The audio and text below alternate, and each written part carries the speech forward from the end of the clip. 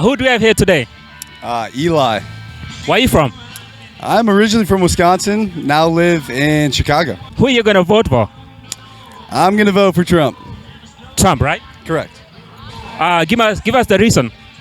Yeah, I'm going to vote for Trump for a lot of reasons. I think he handled the economy very well. I think his stature, I'm in sales, and I think when someone walks into the room, they should be immediately respected. I think he holds that to himself. And I really believe in his thoughts on abortion. Not fully, but I think it's better than the other side. And I love that he believes in the Lord, and that's forefront.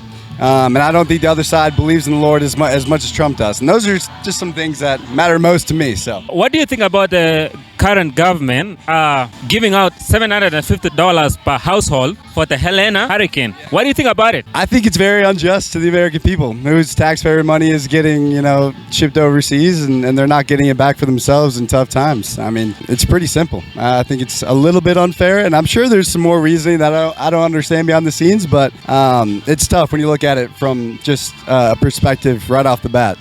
Who do we have here today? Miles Kristen. Are you from Wisconsin? Yes, born in Racine, lived in Door County, and lived out here in Madison for about 12 years. It's considered like a taboo for Americans not to talk about religion and politics in public. Why is it that so? It is a good question. It's been a thing for a while. Don't talk about religion and politics, especially I've done bartending. That's one of the biggest things I tell you. Don't bring up politics or religion. It's funny that nowadays, certain things we used to be able to talk about are like really taboo, and we're talking about, you could be saying an opinion about a subject matter 10 years ago, and today it's super taboo.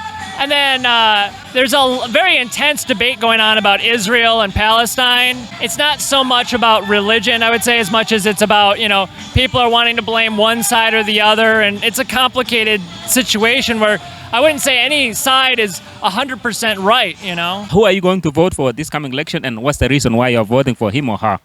That's a great question. I have actually been thinking about this very strongly because ultimately I can't support Trump because of a lot of different things he's done. I don't see myself supporting Kamala either because she's very much in favor of continuing this war machine that we've had going and this amp up of a possible war with Russia.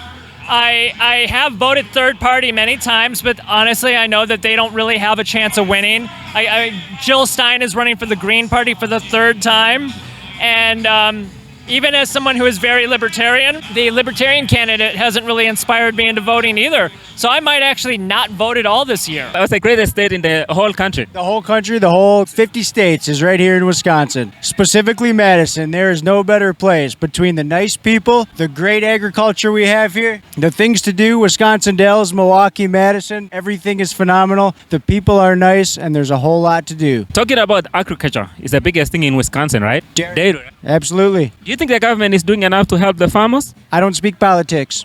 Not in public, I don't. Because we see a lot of farmers complain about the government. Yeah, I don't speak on federal politics, but as far as the state of Wisconsin goes, we're trying as hard as we can to produce as much agriculture as we can, as well as dairy products. I can assure you everyone's doing what they can in the state of Wisconsin, being a genuine person, working their tails off at the end of the day. I love what you talk about, that you don't talk politics. Why is it that it's a taboo in America that Americans don't talk about politics and religion in public? Because we don't feel that it is correct. We respect everyone else's opinion at the end of the day, and we don't feel that we should talk publicly about politics or religion because we don't want to taint anyone else's opinion either way. It's more or less out of respect than it is anything else. That's awesome. There's a lot of craziness going on in the United States, but right here in the state of Wisconsin, we're hard workers, we're kind people, and at the end of the day, we just want to rest our head on our pillow knowing we did the best we could. What's your name? My name is Drew. Why is it's a taboo in America that Americans don't like to talk about politics and religion in public?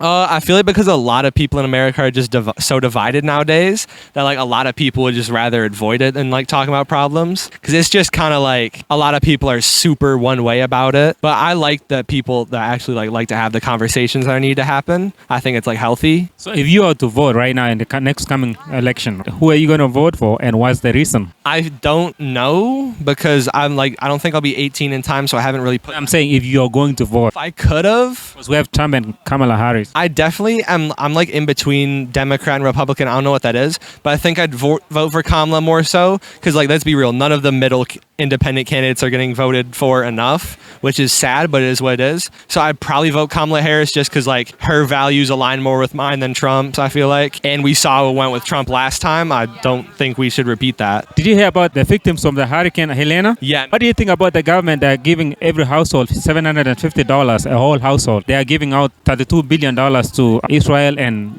Ukraine war? I definitely feel like, no, I don't want to get into the whole Israel-Palestine thing. That's a very, like, deep. I feel like the U.S. could definitely, like, do a little bit better at taking care of their own citizens before doing, like, international affairs, because America should come first from the American government. But at the same time, like, it probably goes a lot deeper than just that.